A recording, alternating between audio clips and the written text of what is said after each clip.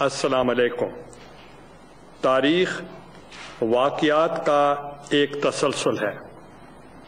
اس کا ہر دور افراد اور اقوام کے لیے نئے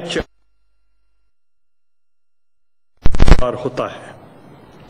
1947 میں تاریخ نے ہمارے آباء و اجداد کے سامنے ایک چیلنج رکھا تھا۔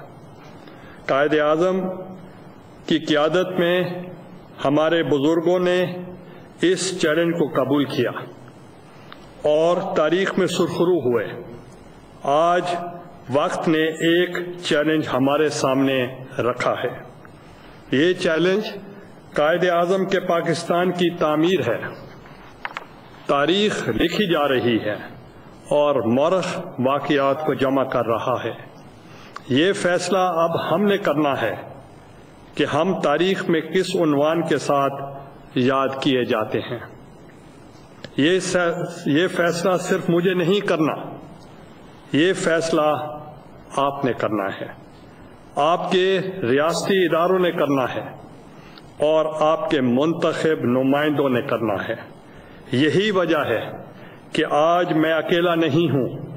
پاکستان کی تاریخ میں پہلی مرتبہ تمام صوبوں کے نمائندہ لوگ میرے ساتھ تشریف فرما ہیں۔ وزیر اعظم آزاد کشمیر یہاں موجود ہیں۔ یہ سب وہ لوگ ہیں جنہیں عوام نے اپنے اعتماد سے نوازا اور جو عوام کی عدالت میں جواب دہ ہیں۔ اس میں کوئی شبہ نہیں کہ اس وقت پاکستان پیپلز پارٹی پارلیمنٹ میں سب سے بڑی جماعت ہے، لیکن یہ ایک اتحادی حکومت ہے۔ اس میں پارلیمنٹ میں موجود اکثر جماعتوں کی نمائندگی ہے اور میری آج کی یہ تقریر بھی اسی اتحاد کا اظہار ہے۔ آج سب سے بڑا چیلنج سیاسی استحکام ہے۔ اس بارے میں سوالات اٹھائے جاتے ہیں اور گفتگو ہوتی ہے۔ میں آج امید کو زندہ کرنا چاہتا ہوں۔ پاکستان مشکلات کے باوجود مرز وجود میں آیا اور اس وقت اللہ تعالیٰ نے ہماری مدد کی۔ قیام کے بعد بھی اسے اندرونی اور بیرونی خطرات کا سامنا رہا۔ اس کو آمریت کے زخم لگے اور خارجی قوتوں نے بھی اسے نقصان پہنچانے میں کوئی کسر اٹھا نہیں رکھی۔ لیکن اس کے ساتھ تاریخ کا پیغام یہ بھی ہے کہ پاکستان کے دفاع کے لیے، اس کی سلامتی اور استحکام کے لیے بھی اس قوم کے لوگوں نے بے پناہ قربانیاں دیں۔ 1965 ہماری تاریخ کا ایک روشن باب ہے اور 1973 بھی جب قائد عوام شہید ذوالفقار علی بھٹو نے اس قوم کو پہلا متفقہ آئین دیا۔ اس آئین کو آمریت کے بہت سے زخم لگے، اس کو ترامیم سے چھلنی کیا گیا، لیکن یہ اعزاز بھی اللہ نے ہمارے مقدر میں لکھا تھا کہ عوام کی نمائندہ قوتوں کے ساتھ ہم نے ان زخموں پر مرہم رکھا اور 18ویں ترمیم کے ذریعے 1973 کا اصل آئین بحال کیا۔ آج اللہ کا شکر ہے کہ یہ آئین اپنی وفاقی اور پارلیمانی روح کے ساتھ اس ملک کی سب سے مقدس دستاویز ہے۔ اس جمہوریت اور آئین کی بحالی کے لیے ہم دوسری جمہوری قوتوں کی خدمات کے بھی معترف ہیں۔ میاں نواز شریف صاحب نے بھی ایک مشکل وقت دیکھا اور پارلیمنٹ کی بالادستی کے لیے جدوجہد کی۔ تاریخ ان کے اس کردار کی تحسین کرے گی اور ان کا شمار ان لوگوں میں ہوگا جو آئین کا احترام کرتے ہیں۔ یہ بھی ہماری اس مفاہمت پر مبنی پالیسی کا نتیجہ ہے کہ ہم نے اس آئین اور اداروں کی بقا کے لیے جدوجہد کی ہے۔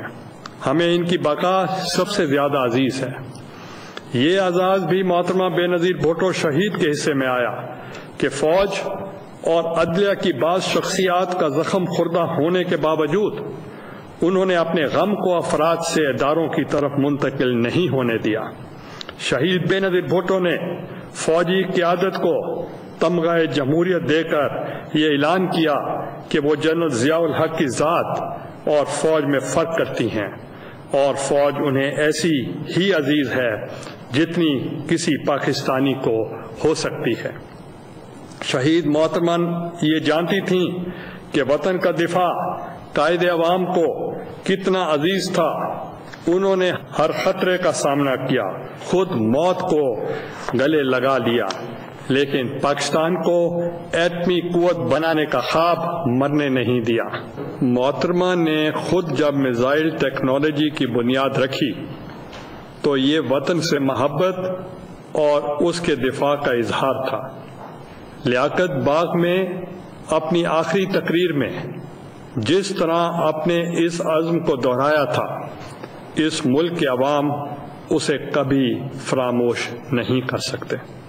اسی طرح قائد عوام ذوالفقار علی بھٹو کی شہادت کو ساری دنیا عدالتی قتل کہتی ہے، لیکن یہ شہید بے نظیر بھٹو تھیں جو 3 نومبر 2007 کی ایمرجنسی کے نفاذ کے بعد چیف جسٹس کے گھر پہنچی اور اعلان کیا کہ یہاں ایک بار پھر پاکستان کا جھنڈا لہرائے گا۔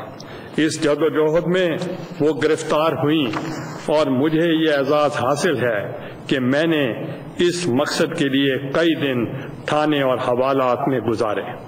ملتان میں ہوتے ہوئے میں اپنے گھر نہیں سویا، اور جب ہماری حکومت بنی تو ججوں کی رہائی ہمارا پہلا ایجنڈا تھا۔ میں آپ کو یاد دلانا چاہتا ہوں کہ جب ایگزیکٹو آرڈر کے ذریعے میں نے جج حضرات کی بحالی کا فیصلہ کیا تو مجھے بتایا گیا کہ آپ ایسا نہیں کر سکتے، یہ آئین کی خلاف ورزی ہے، آپ پر آرٹیکل 6 کا اطلاق ہو سکتا ہے۔ میں نے ان آوازوں پر کان نہیں دھرا، میں نے کسی خطرے کو اہمیت نہیں دی اور جج حضرات کی بحالی کا اعلان کر دیا۔ مجھے یہ بھی کہا گیا کہ اس ایگزیکٹو آرڈر کی پارلیمنٹ سے توثیق ضروری ہے۔ میں نے بعد میں اپنی ایک تقریر میں اس کا حوالہ دیا کہ لوگ مجھ سے یہ کہہ رہے تھے، لیکن میں پھر بھی جج صاحبان کی بحالی کے فیصلے پر ڈٹا رہا۔ میری اس تقریر کو مختلف معنی پہنائے گئے۔ میں نے اس وقت واضح کر دیا تھا کہ میں نے اپنی رائے کا اظہار نہیں، صرف وہ پس منظر واضح کیا تھا جس میں ہم نے یہ فیصلہ کیا۔ میں قوم کو یہ بھی یاد دلانا چاہتا ہوں کہ ہم ایک پارلیمانی جمہوری نظام میں زندہ ہیں۔ جمہوریت کا یہ تصور تقسیم کار اور باہمی احترام کے اصول پر کھڑا ہے۔ یہ ہمیں ہر ریاستی ادارے کے احترام کا درس دیتا ہے۔ اس میں عدلیہ، مقننہ، انتظامیہ اور میڈیا سمیت سب ادارے احترام کے مستحق ہیں۔ اس میں فوج اور قانون نافذ کرنے والے ادارے کا احترام، جن کے جوان وطن کے دفاع کے لیے اپنی جانیں قربان کرتے ہیں، اس میں انتظامیہ کا احترام ہے جو رات دن کام کر کے ملک کے نظم و نسق کو برقرار رکھتے ہیں۔ اس میں پارلیمنٹ کا احترام ہے جو قانون ساز ادارہ ہے اور عوام کا منتخب ادارہ ہونے کی وجہ سے سپریم شمار ہوتا ہے۔ وزیر اعظم کو اس نظام میں لیڈر آف دی ہاؤس کہا جاتا ہے۔ یہ منصب بھی احترام کا مستحق ہوتا ہے۔ وزیر اعظم کوئی بات زبان سے کہے یا قلم سے، اس کا احترام ہوتا ہے۔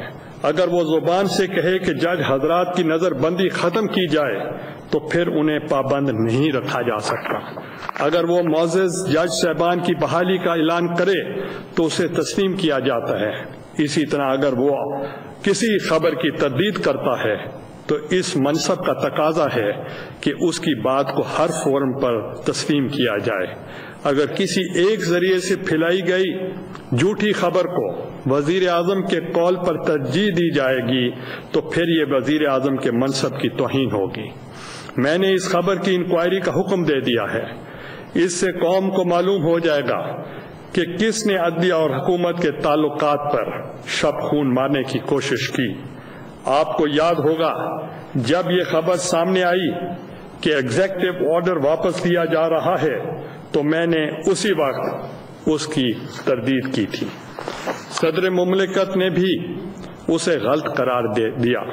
اس کے باوجود اگر اسے تسلیم نہ کیا جائے تو پھر مجھے یاد دلانا پڑے گا کہ ہم باہمی احترام کے اس اصول کو نظر انداز کر رہے ہیں جو آئین پاکستان کی روح ہے، جو پارلیمانی ہے۔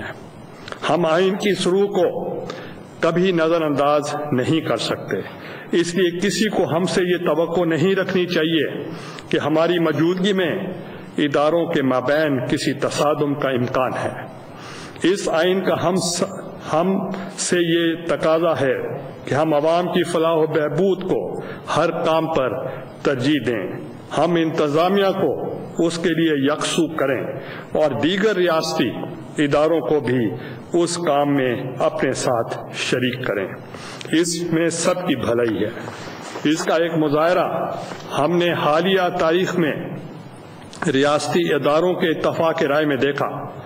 سوات آپریشن ہماری تاریخ کا ایک سنہری باب ہے، جب ہم نے اس خوبصورت اور جنت نظیر وادی کو ان لوگوں سے آزاد کرایا جو اس کے حسن کو پامال کر رہے تھے اور انسانی جانوں سے کھیل رہے تھے۔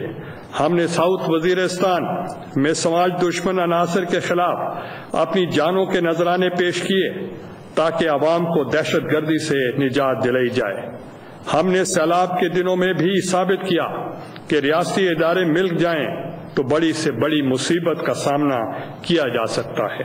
جب سیاسی قوتیں مل بیٹھیں تو ہم نے ایک طرف 18ویں ترمیم سے 1973 کے آئین کو بحال کیا اور دوسری طرف NFC ایوارڈ کے ذریعے صوبوں اور مرکز میں موجود غلط فہمیوں کو دور کیا۔ اس طرح اگر حکومت اور عدلیہ مل کر اقدام کریں تو ہم اس ملک کے غریب لوگوں کو انصاف دلا سکتے ہیں، ہم عوام کی غاصب قوتوں کا مقابلہ کر سکتے ہیں، عوام کے حق پر ڈاکہ ڈالنے والوں کو کیفر کردار تک پہنچا سکتے ہیں، ہم اگر فوج کے ساتھ مل کر کام کر سکتے ہیں، اگر سیاسی قوتوں کے ساتھ اتفاق رائے پیدا کر سکتے ہیں تو یقیناً عدلیہ کے ساتھ مل کر بھی چل سکتے ہیں۔ اس مقصد کے لیے ہم کوئی بھی لائے عمل مرتب کر سکتے ہیں۔ صورت کوئی بھی ہو، ہمیں سوچنا ہوگا کہ حکومت اور عدلیہ مل کر کیسے اس ملک کے عوام کو انصاف فراہم کر سکتے ہیں۔ میں عوام کا نمائندہ ہوں، میں جانتا ہوں کہ آج معاشرے میں انصاف کی طلب کتنی شدید ہے۔ ہم انتظامی اور عدالتی نظام میں بہتری لا کر عوام کی توقعات پر پورا اتر سکتے ہیں۔ آج عدلیہ اور حکومت کو مل کر قانونی، سماجی اور معاشی انصاف کے لیے کمر بستہ ہونا ہوگا۔ میں اس مقصد کے لیے عدالت کے معزز جج صاحبان کے ساتھ مل بیٹھنے کے لیے تیار ہوں۔ میں اس کے لیے فورم بنانے پر بھی آمادہ ہوں۔ میں عوام کو انصاف کی فراہمی کے لیے ہر قدم اٹھانے کے لیے تیار ہوں۔ اس کے لیے جو تجویز بھی سامنے آئے گی، حکومت اس کا خیر مقدم کرے گی۔ آج میں منتخب عوامی نمائندوں کے ساتھ آپ کے سامنے موجود ہوں اور آپ تک یہ پیغام پہنچانا چاہتا ہوں۔ ہم اپنی ترجیحات میں پر نئے سرے سے غور کر رہے ہیں۔ عوام کے لیے انصاف، معاشی مواقع کی فراہمی، جان و مال کا تحفظ ہماری پہلی اور آخری ترجیح ہے۔ بقا کی اس بے معنی جنگ میں ہم مزید اپنی صلاحیتیں اور وقت ضائع نہیں کر سکتے۔ آئین، دستور، ریاستی اداروں اور ملکی حالات پر ہمارا موقف واضح اور دو ٹوک ہے۔ میں اس کا بار بار اعادہ کر کے اپنا اور قوم کا وقت برباد نہیں کر سکتا۔ اب ہمیں عوام کے جان و مال کے تحفظ، مہنگائی، انصاف اور سماج دشمن عناصر کے خلاف متحد ہونا اور اسے اپنی ترجیح بنانا ہوگی۔ معاشی استحکام کے لیے بھی ہم اقدامات کر رہے ہیں۔ صوبوں کے نمائندے یہاں موجود ہیں۔ ہم نے اس سے پہلے صوبوں کو خط لکھا تھا جس میں واضح کیا گیا کہ 18ویں ترمیم کے ساتھ مالی اور انتظامی اختیارات کا رخ صوبوں کی طرف کر دیا گیا ہے۔ اس طرح NFC ایوارڈ سے بھی صوبوں کے وسائل میں اضافہ کر دیا گیا ہے۔ اب ان کی ذمہ داری ہے کہ وہ پالیسی بنائیں تاکہ ان تاریخی اقدامات کے فوائد براہ راست عوام تک پہنچ سکیں۔ اسی طرح ہم صوبوں کے ساتھ مل کر महंगाई के खिलाफ भी ऐलान जंग कर रही हैं। अगरचे हमने पहले भी